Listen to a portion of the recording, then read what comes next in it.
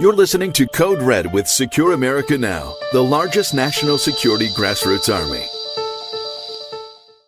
Welcome to the Code Red podcast of Secure America Now. I am Allen Roth, president of Secure America Now. As we speak, elected officials have abandoned their duty to uphold the law in the United States. We have rioters running through our streets, New York, California, other parts of the country.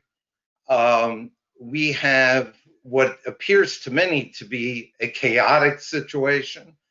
And I would like to start off by asking you two questions.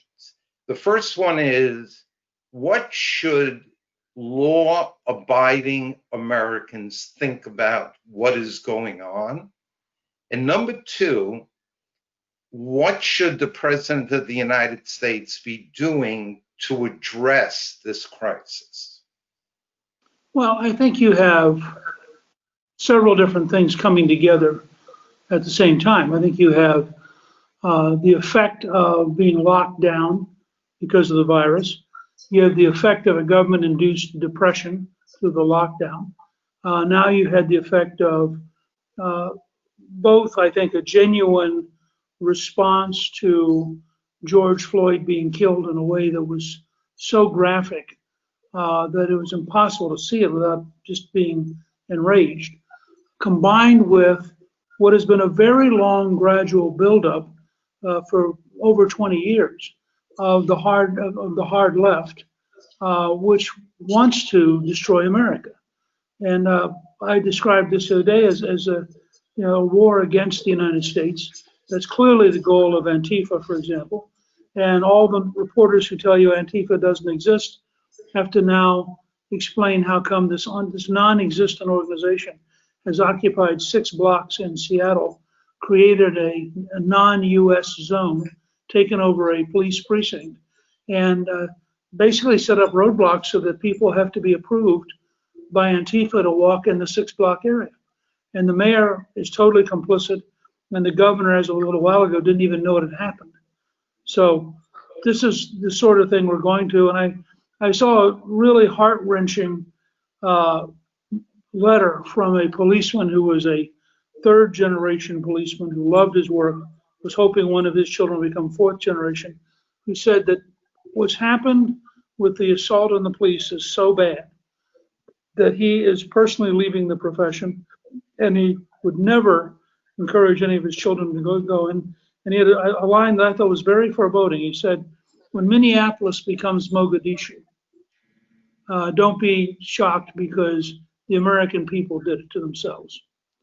And I think we have to understand, we're right at the tipping point, I think, where the forces of disorder and theft may begin to outweigh the forces of law and order.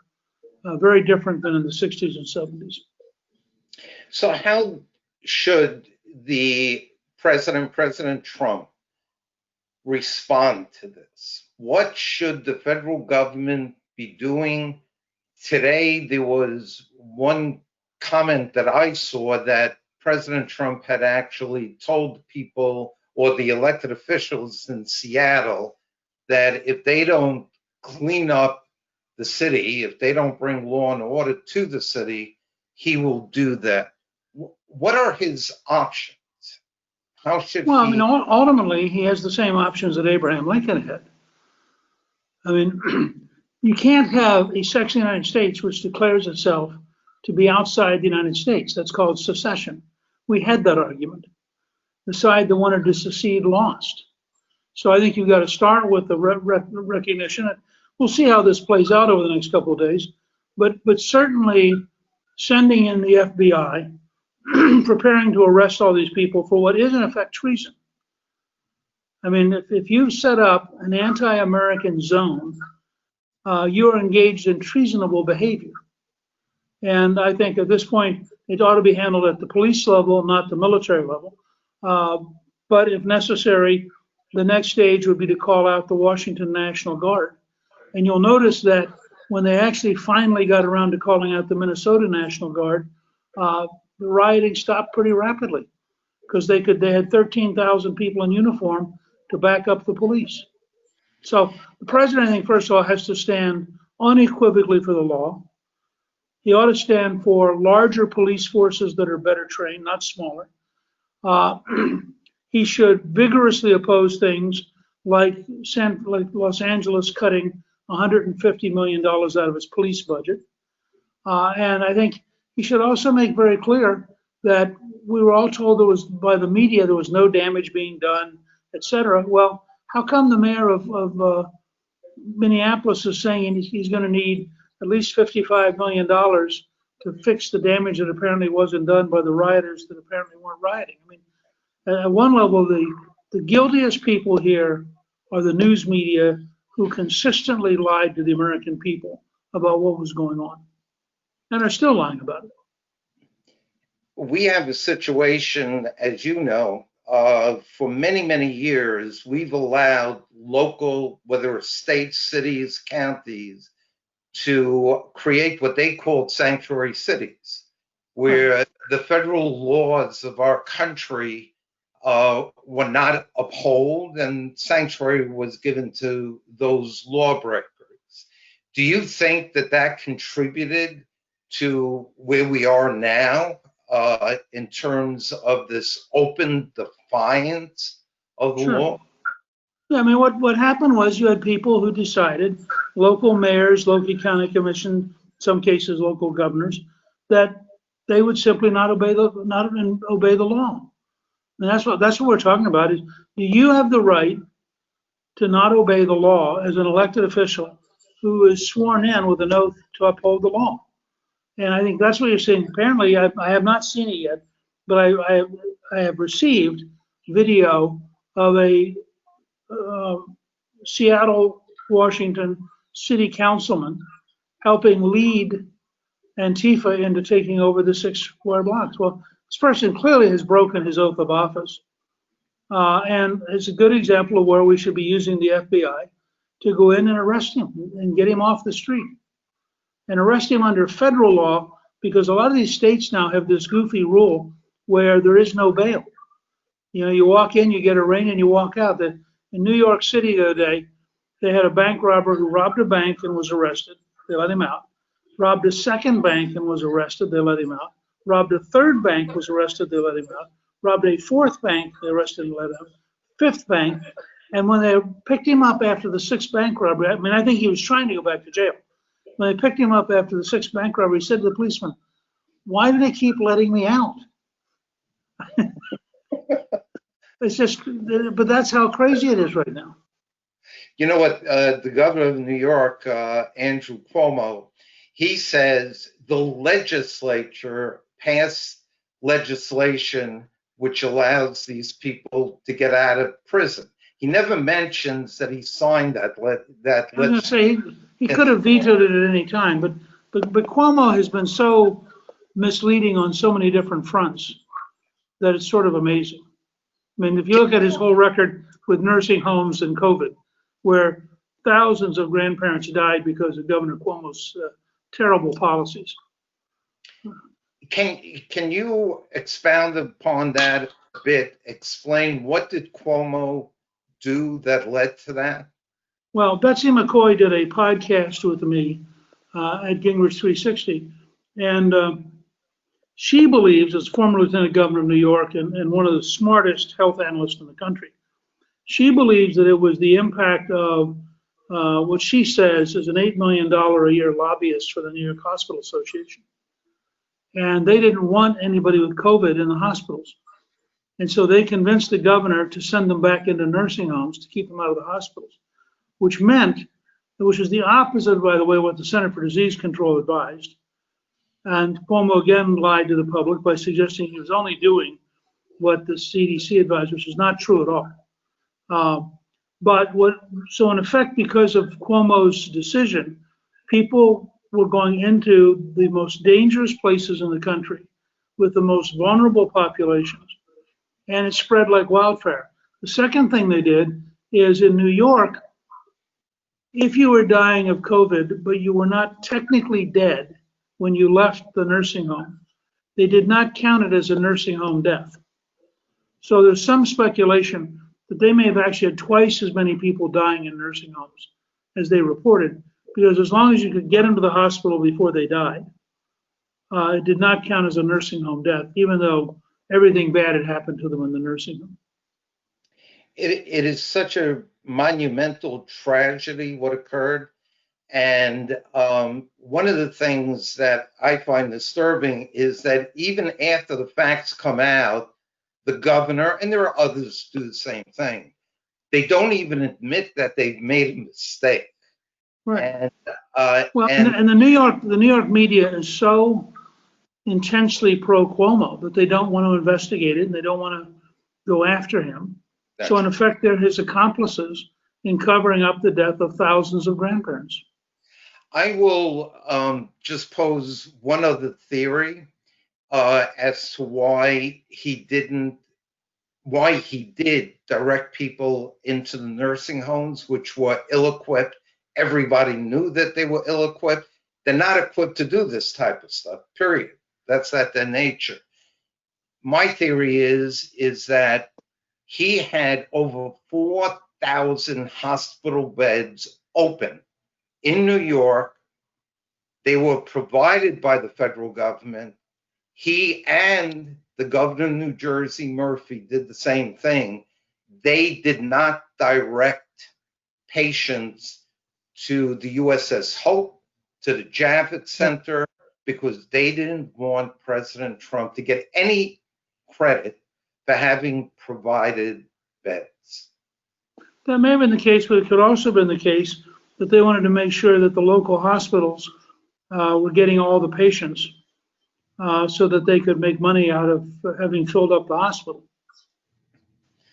What do you make of the closing down of schools? Now also talk about extending the closing down of schools because of the coronavirus. Well, I think it's crazy.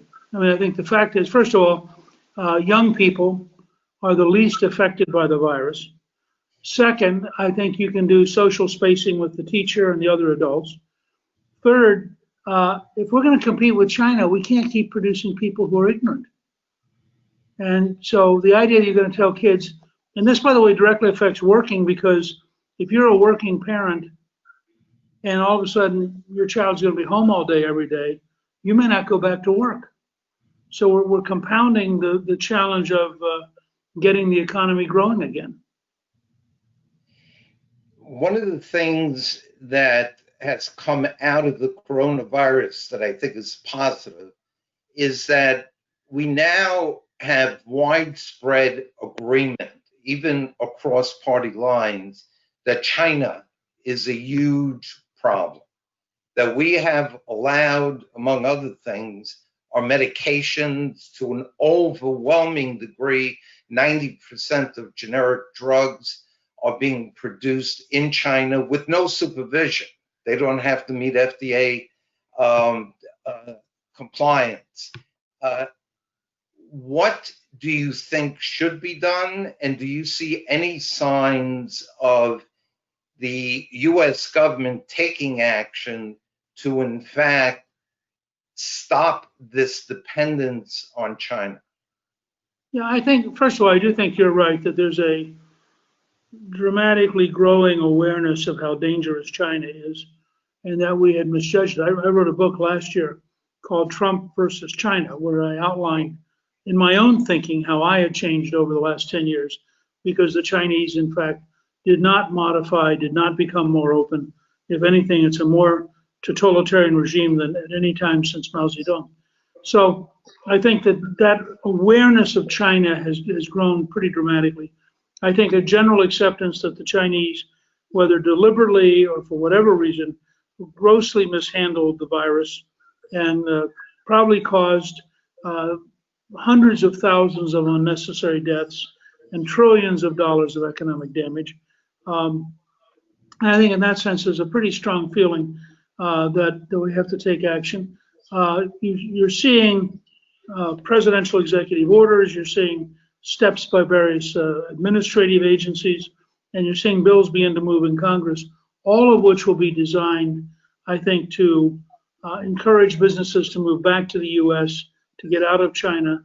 And frankly, I'd rather have them in Mexico or Guatemala than in China. So I think there's certain advantages for us in our own hemisphere. And I think you'll see the president continue the tariffs that he's imposed. So I think, and we'll put more pressure on China about stealing intellectual property. We recently had Steve Moore on this podcast, and we were talking about his campaign to open up America, put America back to work. And your name came up in the podcast with Steve. Can you talk about what America should be doing in terms of opening up? Sure. Should we still be overly concerned about the virus? I think that there's certain habits that we're going to have to acquire, including washing your hands and maintaining some social spacing, unless it's a member of your immediate family. But I also think that we'll get better and better therapies. I'm talking to you from Rome, Italy, where they had a terrible problem because there were 10,000 Chinese, 100,000 rather, there were 100,000 Chinese workers in northern Italy, many of them from Wuhan. They kept allowing the Chinese to fly in for several weeks after they knew there was a pandemic. By contrast, what President Trump did in cutting off the flights probably saved thousands of American lives. So Italy got to be in very bad shape. They closed the country down for 10 weeks. Basically, Clista worked from home as the ambassador to the Vatican, and I basically did all my work, as I'm doing with you right now, from home. But now they're beginning to open up, and people are beginning to go out. Restaurants are opening up. I think that the same thing will be true in the U.S. We should have people to the maximum degree possible going back to a normal life. And I think that as long as they're prudent and they take care, overwhelmingly now, in Italy, for example, 83 or 85% of the people who get the virus are now being cured at home. They're not going to the hospital. So I think if you're over 65 or 70, you have to be very, very careful. If you have some kind of comorbidity, some condition, a heart condition or a respiratory condition, you have to be very, very careful. But other than those two groups, most people, I think, should regard this as, at worst, a serious flu. And I think they're finding that, in fact, the mortality rate among people under 60 years of age is dramatically less than they thought it would be. We have, from the beginning of the lockdown and the virus coming to the United States, we have had, especially in New York, where Cuomo turned New York into the epicenter of the crisis, we have had a parade of the Bill Gateses, the Michael Bloombergs of the world, lecturing us of how life will never be the same or even look like anything you've done before. We're going to restructure. We'll have a new normal. One area which I'd like you to comment on about this drive for a new normal is to turn this year's elections into a totally write-in proposition.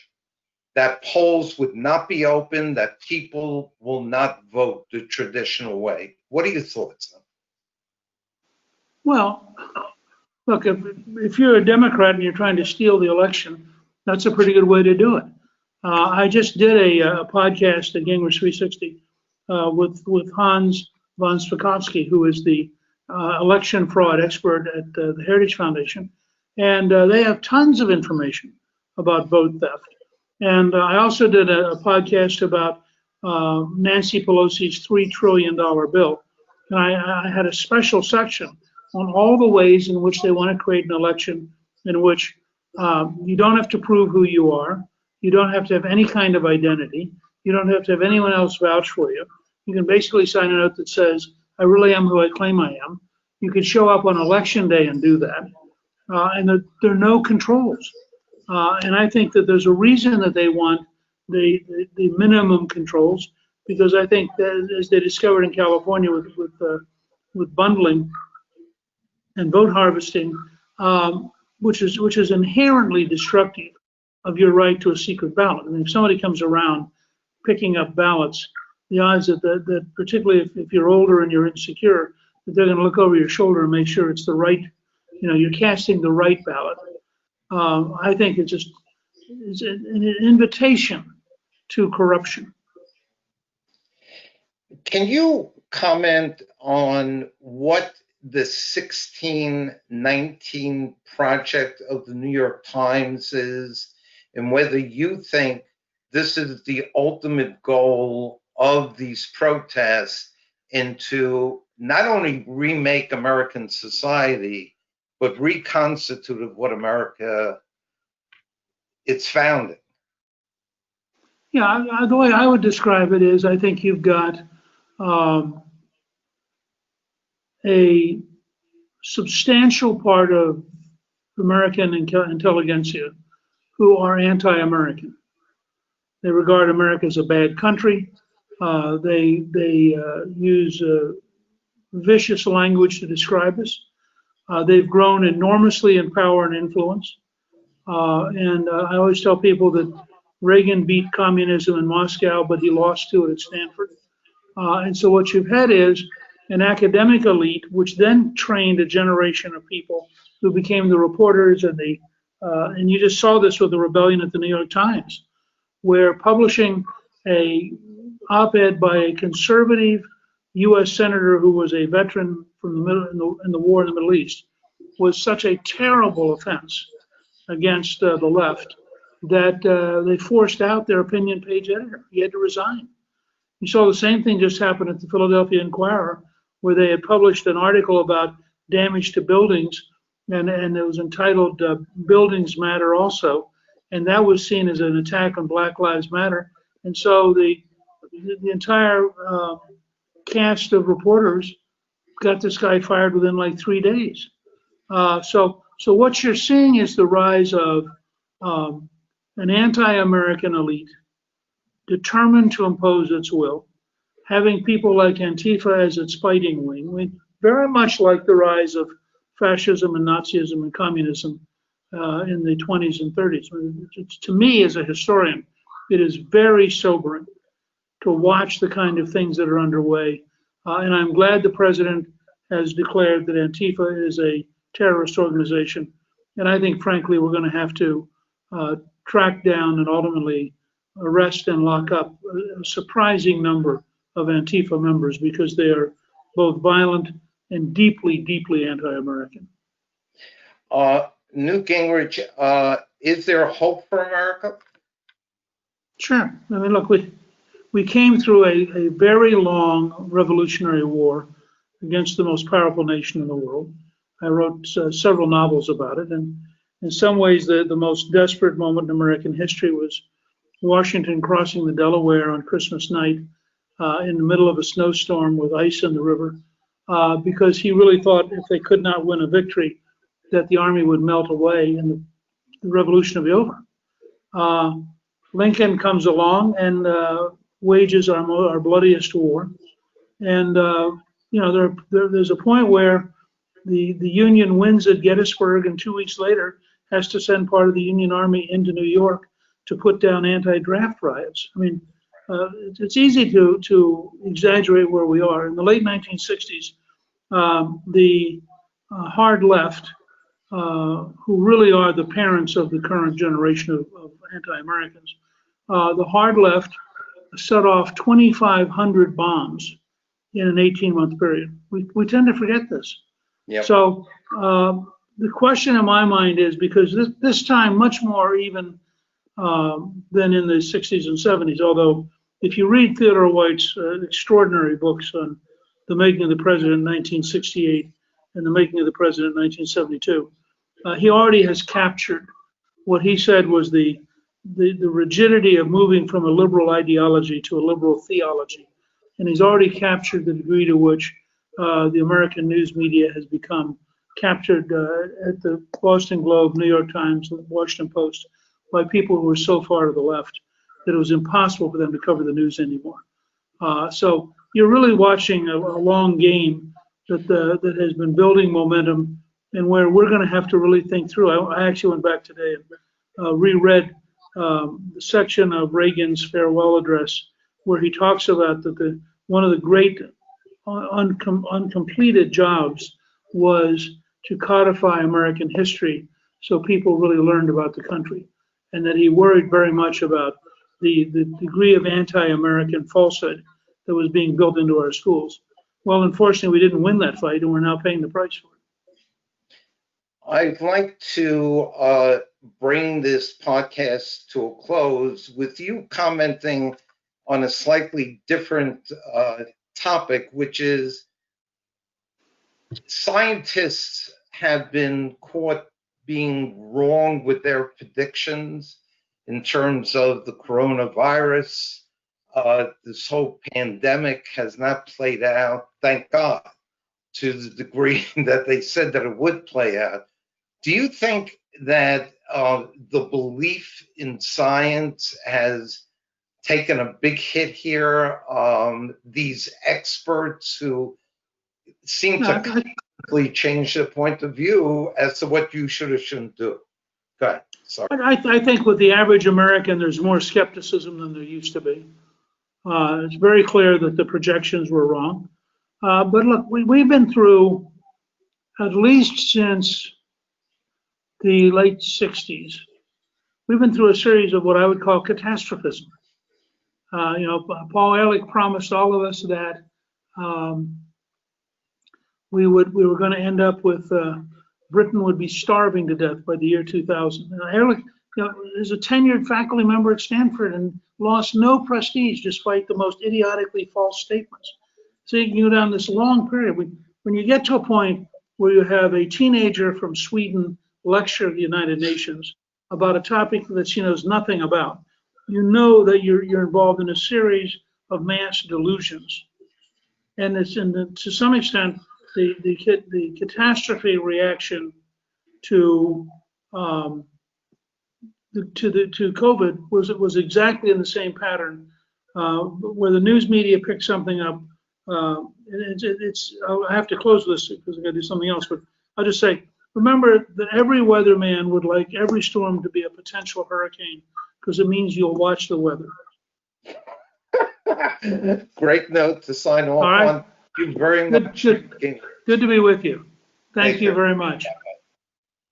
Thanks for listening to the Code Red Podcast. Be sure to click subscribe to stay up to date and be the first to hear about our future podcast. You can also find and subscribe to the Code Red Podcast on Podbean, Spotify, Google Play, and YouTube.